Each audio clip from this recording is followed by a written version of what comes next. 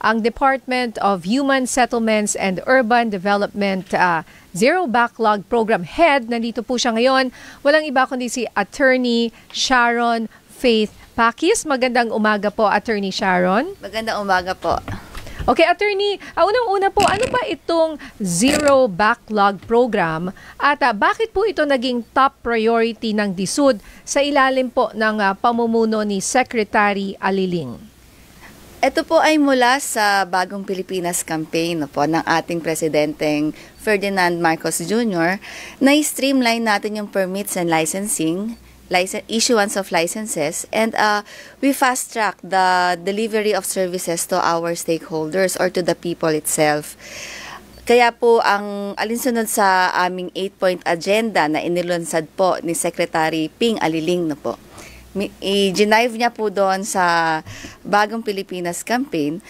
Naglabas po siya ng 8-point agenda si Sec Ping, at ang pangatlo po doon ay streamline permits and to protect home buyers and resolving HOA issues. Ibig sabihin po, kasi ang main mandate po ng DSUD ay regulatory body po ito ng real estate industry. Meaning po, lahat po ng mga to ensure sound real estate practices, yung pong mga complaints ng mga homeowners association, yung pong mga complaints sa election nila, yung pong complaints ng mga buyers na bumili po ng mga housing units sa mga developers, no, na hindi po ma-deliver sa kanila, for example, non-delivery of title, incomplete delivery, or may mga instances po na nagbebenta sila without license, no? Mm-hmm. So ito po yung mga bagay na kailangang proteksyonan ng DSUD dahil yun po yung mandato namin. We have to ensure that the real estate industry is running in very good system na in a point na ito po mga buyers natin, most of them, lahat naman tayo bumili ng bahay eh.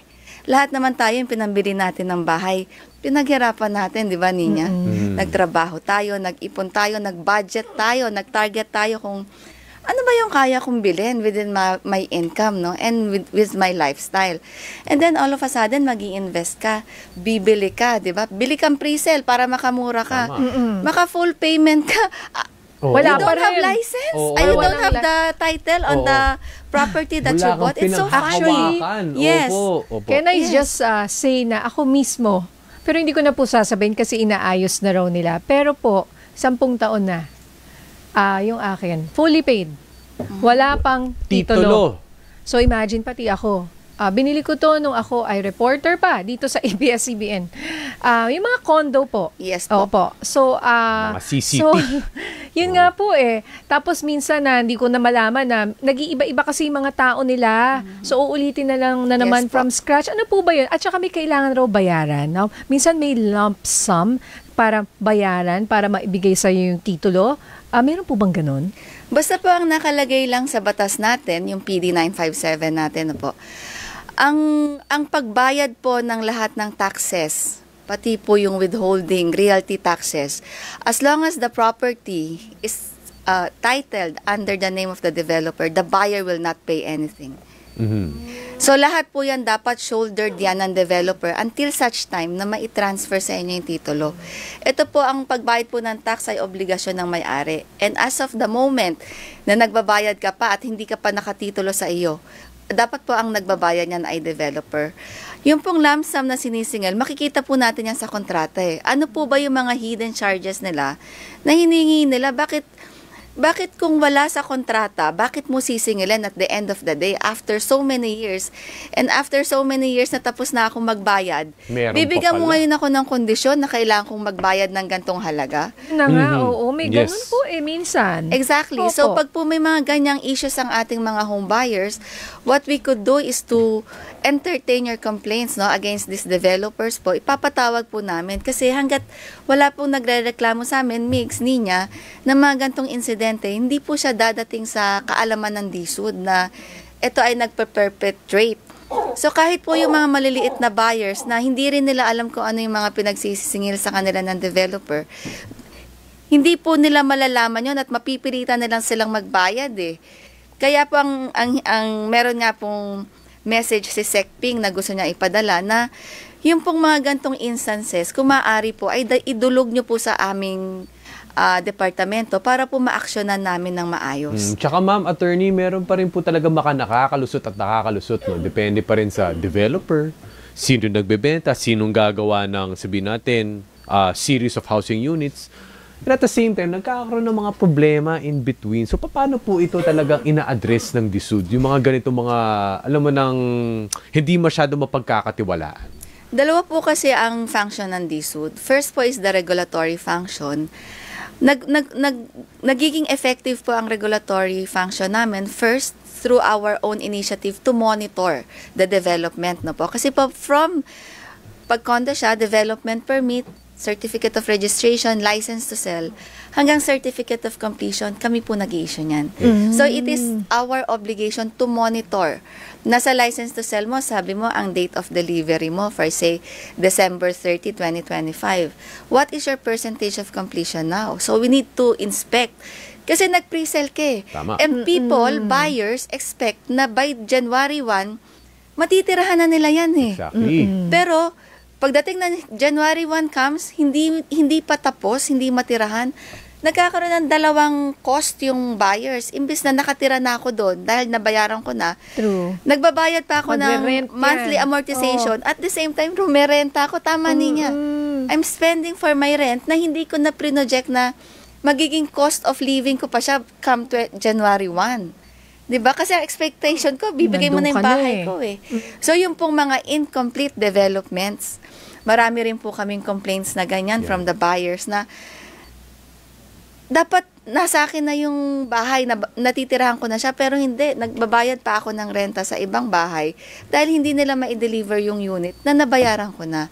So, that is one of the cases na hinahandle po namin ngayon. And marami po kaming bilang sa zero backlog namin na ng gantong mga kaso na hindi ma-deliver ang bahay, hindi ma-deliver ang title, walang common facility, walang tubig, walang kuryente. So, ito po yung mga zero in po namin, no, para po mabigay po namin yung tamang serbisyo sa mga home buyers. At attorney, ano po ang multa sa mga developer kapag they fail to complete yung mga ganitong klaseng requirements na nakasaad sa kanilang mga LTS, license to sell? Pag po nagbenta ka, no, na nakasaad sa meron po kasi yung site development plan. Tapos 'di ba po pag nagbebenta sila, meron yang perspective na pinapakita. Ito yung magiging itsura ng community, tapos may swimming pool, tapos meron yang dalawang elevator, tapos ang dineliver lang isang elevator. Oo nga. And then the occupancy in one building is too much. The density of people using that one elevator servicing like how many people. It will not work, kaya laging sira. Yung mga nakatira sa 10 floors up, it will be hard for them na umalis ng bahay nila kasi bababa ka na hagdanan, tapos aakyat ka ulit dahil walang elevator. So, pag ganito po ang sitwasyon, meron po kaming mga penalties for incomplete development. No po? Ito po ay mga nag-range ng a maximum of 10,000. Pero po, for example, nagbenta ka without license, yung po 10,000 namin, ang multiplier po niyan is yung number of units na in-applyan mo sa development permit. So, ibig sabihin, if your development consists of 100 units, 10,000 times 100, yun po ang penalty namin sa developer. Aside from the cease and desist order na ini-issue po namin, meaning, nagbenta ka ng walang lisensya, nalaman namin, issuean ka namin cease and desist, hindi ka na pwede magbenta, at saka yung paniningil mo ng pre-selling, itigil mo. Lahat ng statement of accounts na isiningil mo sa pre-selling, kasi po pagka ganyan po, ibigyan mo kami ng accounting yan at dapat yan hindi naaandar as of now na hindi ka... At may kaso din. May kaso po yan sa amin. Meron po kasi kaming pag ganyan, kunyari selling without license, ang tawag po namin dyan, order of imposition of administrative fines and sanctions. Ito pong ang abbreviation po niyan, OIAS. Nagiging final po ito. Pag hindi na-comply ang developer within 15 days from the issuance or receipt of the OIAS, it becomes final. And if it becomes final, meron po kaming sistemang ginawa, clearance system. Ito po yung imbis na i-blacklist ka namin, ang gagawin namin sa clearance system, andun lahat yung listahan ng developer na merong OIAS sa amin. Ngayon po, pag mag-a-apply ka sa amin ng license to sell or panibagong certificate of registration, development permit ng bago mong condo unit or housing unit, hindi ka makaka-apply. hanggat hindi mo nakiklear yung... Markado ka na. Markado ka. Oo. Kaya makikita po ng mga buyers doon sa website namin yung mga... May flags. Yes, naka-red Opo. flag po yan. Opo. Kailangan po namin makita yan ha, kasi mga iba po dyan, lalo na marami pong OFW. Yes. Kasi wala sila dito eh. Totoo po. Oo. Opo, and then pag ganyan, meron po pala kayong listahan ng Yeah, mga meron po. developer na may red flag, meaning wag tayo dito bumili kasi marami na silang nagawa na kasalanan, di ba? May record sila, May may record record. na sila. Ngayon, saan po itong website na ito mahahanap? Sa DSUD website po, Sa DSUD nakalistahan. website po, meron po kaming listahan na, ano po yan eh, lagi po yung work in progress dahil po kunyari mabayaran nila yung fines nila. So lalabas po doon cleared na yung penalty niya. So mamamonitor din po doon na kung sino yung ano po yung mga status ng mga violations nila. Opo. Ngayon, for example, yung mga katulad ko na hindi pa nakakakuha ng land title or yung condo title, saan po sila pwedeng dumulog rin po sa inyo sa DSUD? At ano po yung mga kailangang isubmit, requirements po para po, syempre, yung iba kasi ilang taon na nila rin itong inaantay. Maaari po kayong dumulog, depende po yan, no? Kasi DSUD consists of 16 regional offices all over the Philippines. Now, if your condominium or the development that the buyer is referring to is nakatayo po sa NCR, the office of the NCR, regional office of DSUD, is in the DSUD main office in Kalayaan. No po. Pwede pong pumunta kayo doon, may proforma complaint po kami, and then just feed it up. And then we will set it for conciliation. Papatawag po namin yung developer. Ano bang problema pag explainin po namin bakit hindi mo ma-deliver yung lisensya, yung titulo nito.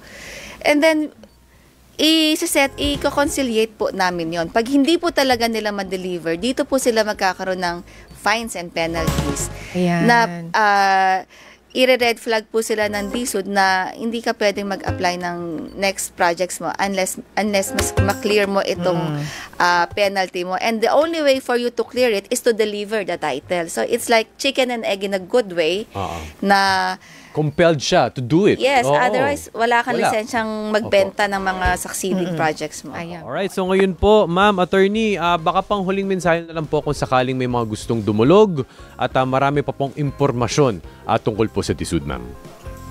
Opo, para po sa huling mensahe ng DSUD, no, gusto ko pong iparating ang message ng aming secretary, si Secretary Ping Aliling, no. 2 points po. Yes. Una po, para po sa zero backlog namin, malapit na po kami mag-zero in. No? Nasa 86 na lang po yung pending cases Mula namin. 3,000 Yes plus po. noong Opo. May Yes po. when he took over, ma'am. Yes po. Opo. Ito po ay naipon pa simula 2020 hanggang July 1, 2025. Ngayon po sa mga buyers po namin at sa mga stakeholders, kung hindi po kayo na naabot ng DSUD, no, ng DSUD offices, kunyari, nag-complain po kayo during that period, maari po ba na ipadala nyo po sa akin yung...